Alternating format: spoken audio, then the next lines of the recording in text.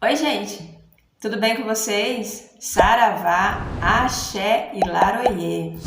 Meu nome é Andréia e eu vim falar para vocês como foi a minha primeira incorporação com aquele que eu chamo de pai hoje, o Exu Marabô. Partindo do princípio que todos nós sabemos, em se tratando de entidades, né, pessoal, que os espíritos eles vão se agrupando, né, na falange daquela determinada entidade a qual ele é a princípio atraído por conta da afinidade energética. Por que eu coloquei atraído entre aspas? Porque os requisitos, vamos dizer assim, não são somente esses, né? Vai aí de acordo com o grau de evolução desses espíritos. Então, esses espíritos eles vão se agrupando na falange de determinado chefe de falange. Em se tratando das linhas de Exu, os mais conhecidos, né? Chefes de falange, Exu Tranca-Ruas, Exu das Sete Encruzilhadas, Exu Caveira, Exu Marabô, né? Qual o assunto é hoje. Então, Exu Marabô que me acompanha, ele sim, pessoal, ele já foi o meu pai em uma das minhas encarnações, tá? Então, por isso que eu chamo de pai. Isso acontece só comigo? Claro que não, tá? Se você é um bandista e está chegando agora na religião, você procura pesquisar, né? Mas a princípio nós sabemos que os espíritos, as entidades, melhor dizendo, eles são atraídos para a vida daquele médium, sim, de acordo com a falange dos orixás da coroa daquele médium, óbvio, mas também pela afinidade energética e principalmente pela ancestralidade, ou seja, muitos são parentes mesmo, né? Mas não é parente que desencarnou ano passado, 5 anos. Não, pessoal, isso daí é coisas que é preciso a pessoa, primeiramente, estudar a teologia da Umbanda, né? E segundo, procurar ter aí um relacionamento mais próximo possível com as suas entidades, né? Se cuidando para que isso ocorra de uma maneira mais clara possível, sem enganos, né? Sem confusão espiritual, mediúnica, para que você então tenha ali a certeza de que aquilo que aquele espírito está se apresentando e está dizendo para você condiz realmente com a realidade, com a verdade, que tem uma coerência, né? Então, sim, muitas entidades que se apresentam na coroa de um médium, muitos vêm pela afinidade energética e pela ancestralidade. Então, eu posso, num outro vídeo, se você quiser, te contar como que foi a minha primeira experiência, né, com o Exu Marabô, o que me acompanha, o meu pai, num outro vídeo. E aí, se você quiser que eu fale sobre essa experiência, deixa aqui nos comentários, porque foi uma experiência maravilhosa, mudou a minha vida, foi num momento de muita dificuldade, num momento em que eu, que sou uma pessoa que nunca passei por nenhum processo de depressão, tristeza profunda, até porque eu sou de Oiá, sou de Inhansã, então a gente levanta, sacode a poeira e dá a volta por cima e de novo e de novo. A gente não deixa a peteca cair fácil, mas houve um momento sim, na minha vida muito difícil e que aí foi onde eu recebi o socorro, vamos dizer assim, deste Exu tão poderoso, tão respeitado, tão conhecido, né, na minha vida. Foi uma experiência que aconteceu de olho aberto, não foi em sonho, foi uma coisa muito forte. Eu já compartilhei sim com algumas pessoas, né, em especial com com um médium, né, que hoje ele é dirigente, né? Ele é dirigente da Casa de Xangô em Ançã, em São Paulo, que é o pai Anderson de Xangô, que é esposo da mãe Sabrina. E na época eu fui vasculhar na internet as experiências aí que as pessoas tinham, os médiuns de Exu Marabô. E Exu Marabô é o Exu, né, desse tão querido, né, e tão respeitado dirigente lá da Casa de Xangô em Ançã, em São Paulo. E foi assim, algo que quando eu vi, eu me identifiquei logo de cara, me emocionei na época e me fui às lágrimas, né? Uma coisa muito forte. Então, compartilhei com algumas pessoas que carregam esse Exu maravilhoso na coroa, frenteiro, né? E vou contar para vocês como que foi a minha primeira incorporação com o Exu Marabô. Por saber que ele é um chefe de falange, a princípio, eu imaginava que ele não ia querer saber de incorporação comigo, que ele teria vindo aí num momento de fraqueza, num momento aí realmente que eu estava precisando muito de ajuda. E pessoal, já quero aqui esclarecer, tá? Deixar aqui bem claro para vocês que nada disso é motivo para eu ou para quem quer que seja, nenhum médium, né, se encher de orgulho, ego. Não, pessoal, tudo isso requer de nós aí muita responsabilidade. Então, ele veio, como eu disse para vocês, no momento em que eu precisava muito de ajuda. E aí, como eu ia dizendo, eu imaginava que ele não ia querer saber de incorporação, que talvez ele apresentasse, né, um Exu de trabalho, né, e qual foi a minha surpresa, né, que não foi nada disso que aconteceu. Então, enfim, eu estava, né, no fatídico dia da minha primeira incorporação. Eu já sentia, assim, muito forte a presença dele desde sempre, né? Desde quando ele veio, né, me salvar mesmo. Eu falo que ele veio para me salvar, pessoal, porque eu estava num momento eu estava entrando numa depressão, eu chorava o dia inteiro, eu só chorava. Eu dormia chorando e acordava chorando. Eu estava lavando louça, eu começava a chorar do nada. Era assim.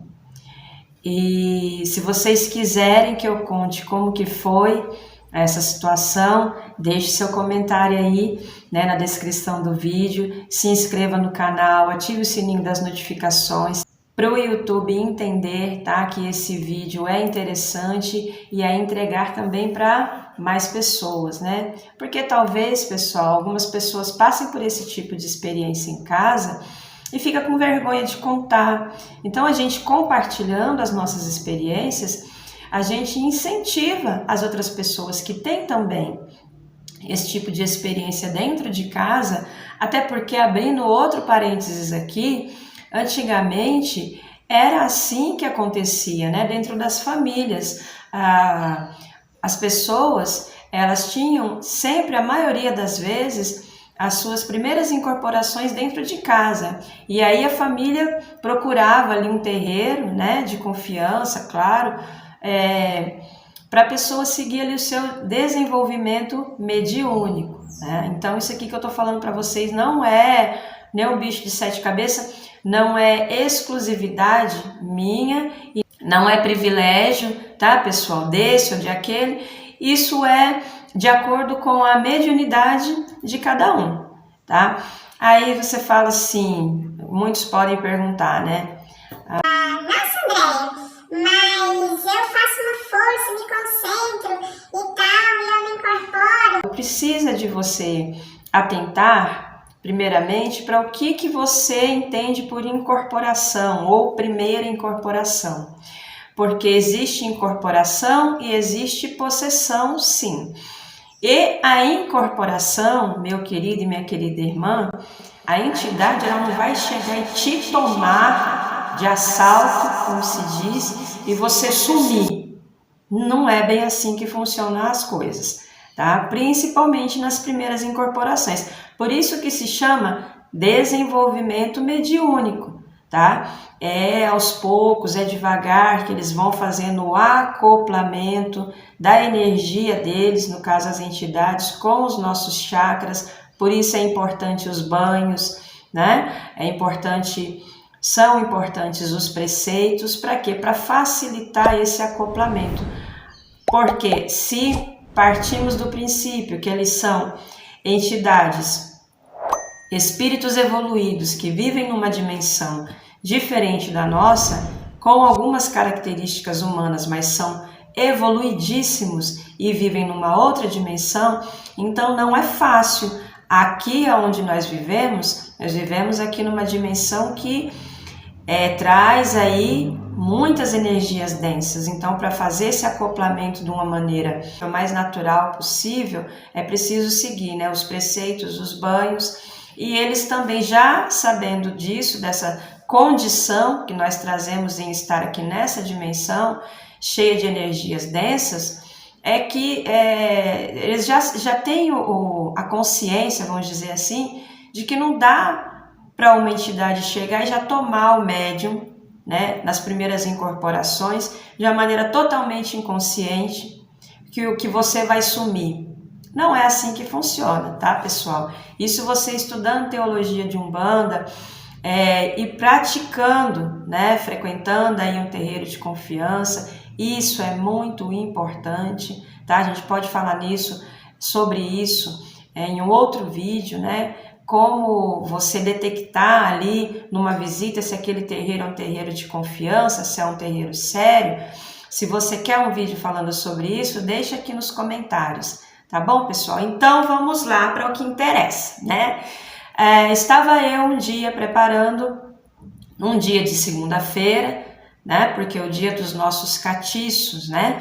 É assim que são chamados os nossos Exus que vêm na linha de Umbanda a princípio, que são ex-encarnados, né? Que não é o orixá, porque existe o orixá Exu, Laroyê, e os nossos catiços, né, pessoal? Então, o dia de segunda-feira é o dia dos Exus catiços, né? Então, é o dia que as energias deles estão mais fortes aqui no nosso plano. É o dia, então, que nós preparamos aí os padês, né? Limpamos a tronqueira, trocamos a bebida, fazemos, enfim, a faxina na tronqueira e colocamos lá tudo fresquinho, tudo novinho, apesar de que eu parto do princípio que a tronqueira assim como o nosso altar, é o espelho da nossa vida. Não é porque é tronqueira que tem que ficar lá tudo jogado, tudo bagunçado, resto de vela que queimou, cinza de charuto, seja lá do que for. Não, pessoal, tem que manter limpinho, cuidadinho, porque ali é a nossa segurança, vamos dizer assim. É o pessoal da contenção espiritual. Estava eu, então, no dia de segunda-feira, fazendo o bom padê do meu pai Marabô.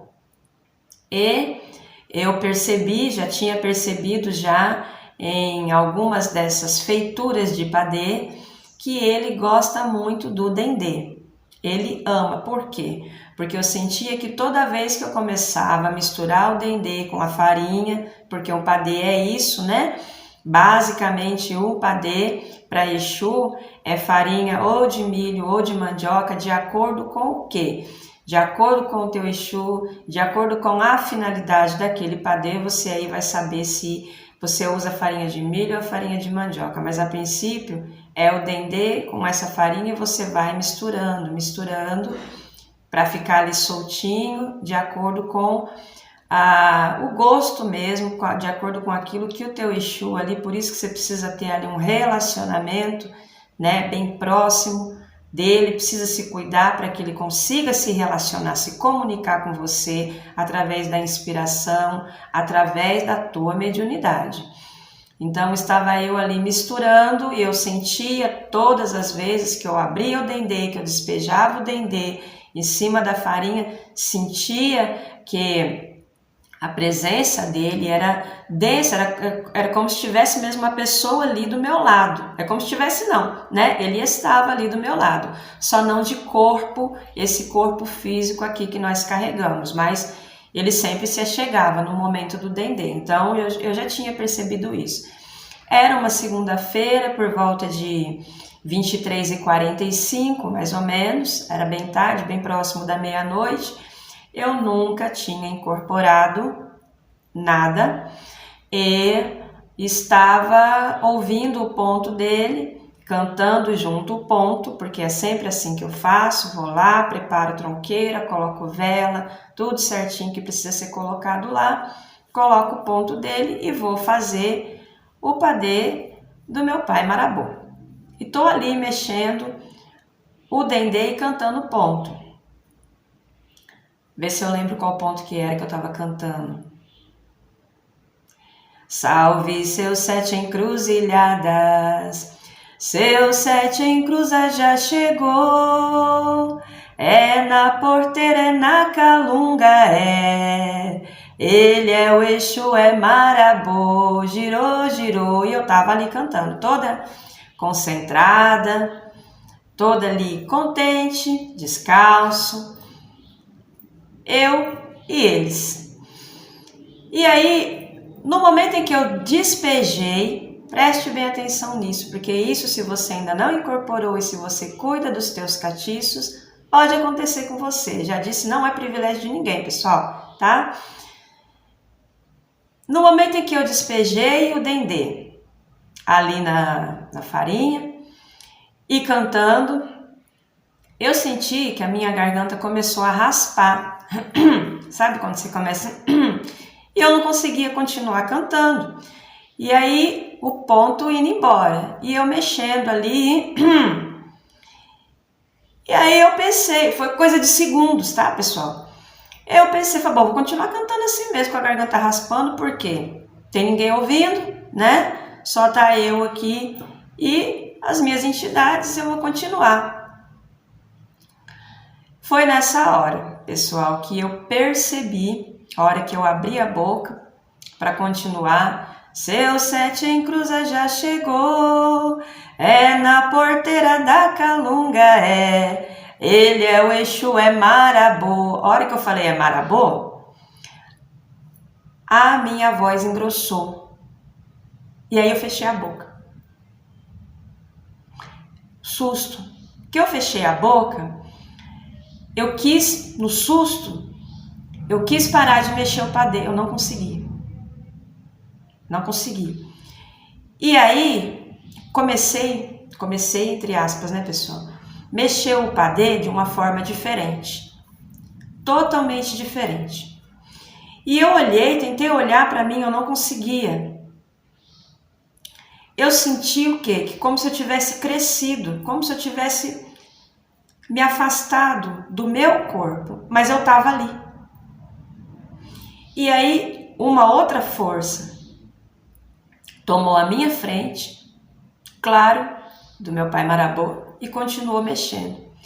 E começou a cantar o ponto, continuou cantando o ponto, mas com a voz dele. E aí eu entrei em pânico. Isso tudo foi questão de segundos, pessoal.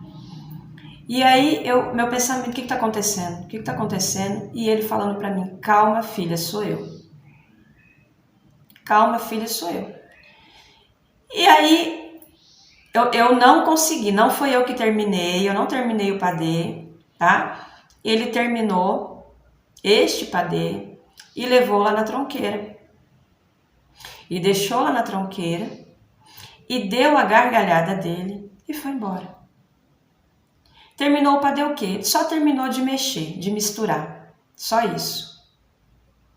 E levou na tronqueira, deu a gargalhada dele e foi embora. Como eu fiquei depois, me ajoelhei, chorei e agradeci, porque eu entendi que tinha sido a minha primeira incorporação com meu pai Marabô. Então, pessoal, fica a primeira dica. A sua primeira incorporação você não vai sumir. Porém, como que eu sei se é eu ou se é a entidade? Porque você não domina os seus movimentos.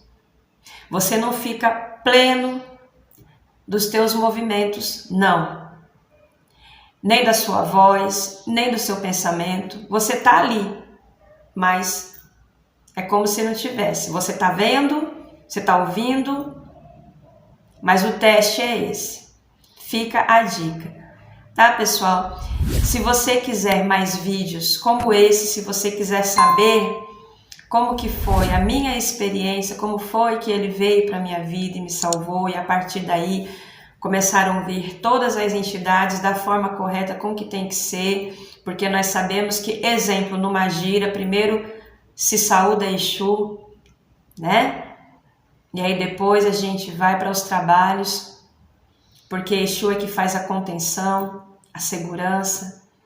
Se você quiser saber como que foi essa história, essa experiência maravilhosa, a qual eu serei sempre eternamente grata, deixe seus comentários aí na descrição desse vídeo, se inscreva no canal, forte abraço, axé, saravá e laroie.